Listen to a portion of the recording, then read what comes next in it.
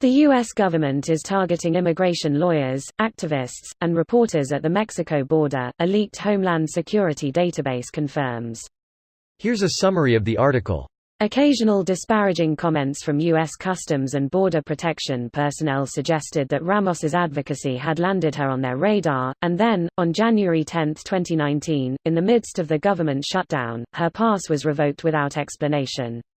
In their letter to CBP Commissioner Kevin McAleenan, House Homeland Security Committee members Benny Thompson of Mississippi and Kathleen Rice of New York wrote, "The appearance that CBP is targeting journalists, lawyers, and advocates, and particularly those who work on immigration matters or report on border and immigration issues, raises questions about possible misuse of CBP's border search authority and requires oversight to ensure the protection of Americans' legal and constitutional rights."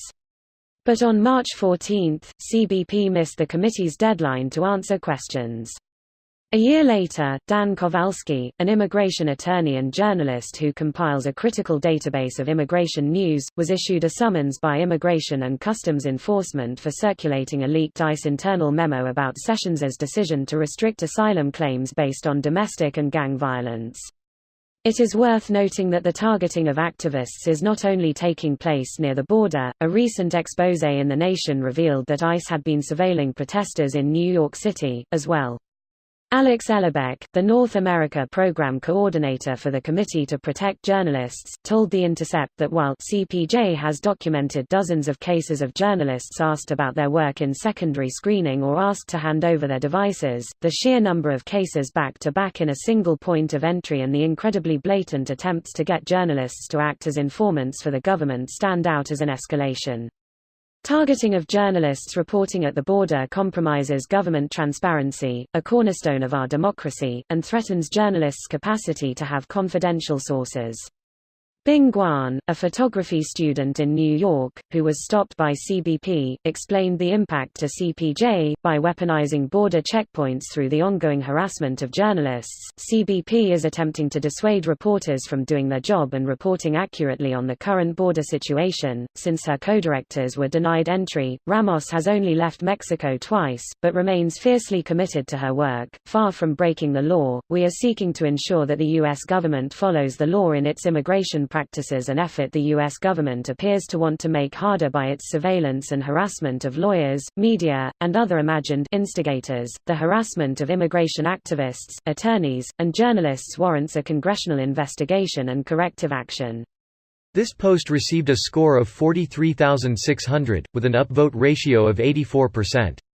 Here are the top comments in response to this article. On January 29, Pinheiro was detained for 2 hours at the Tijuana crossing and then refused entry into Mexico. During the ordeal, she was denied access to attorneys seeking to advocate on her behalf. I was detained for almost 5 hours by Moscow immigration. I laugh now, but I was freaking out then. Luckily a random airport worker saw me and sneaked me his cell and with broken English just said, "USA Embassy explain," and bam, 2 agents were there helping me in like 15 minutes. What happened? My passport got stolen, so they wouldn't let me leave the airport, sort of like the Terminal movie, but stuck in a small room with no food until the same dude snuck me half his sandwich. When the USA agents got there, unsure what department in particular, they told me I'd be charged a fee, and if I agreed, I did, and they started an emergency passport procedure which they had ready in a bit less than an hour. But as soon as they arrived the first time, they made sure I was switched to a way better room with a table and water and was allowed to move, escorted by a guard, to a snack machine. So The power of the American State Department. Make sure you have the number if U.S. Embassy. They are on double duty the further away from the U.S. you are. Edit. 2 good replies. Seriously though, to any American living overseas or going overseas. Make sure you have the U.S. Embassy on speed dial. Double make sure if the further away you are, triple make sure in non-NATO countries, and quadruple make sure in non-extradition countries. You're on your own in non-relation countries except Bhutan. Edit. I'm wrong about Saudi Arabia. Stop replying to me about it. The State Department is seriously underrated by the average American. The sheer amount of use they can have just to travelers is amazing. I might not always agree with my country's foreign policy, but the State Department is one of the most professional units of the federal government. Edited to add, yes, I know the Trump administration dumpster fire has done some nasty things to the SD.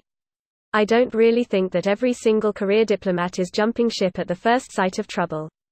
Yes, there are issues, but there are great, dedicated people, who are serving their country by staying on. Any healthy garden needs constant attention. Something tells me our State Department will need a little TLC in the coming years. I've got friends who are working over there talking about how morale is unlike anything they've ever seen. The list has 59 names, 7 of them U.S. citizens. 10 reporters were included in the database. This video was automatically created by Reddit to speech. The article and comments in this video were selected from Reddit according to their upvotes, and any paraphrasing was performed by smmry.com, without any human intervention.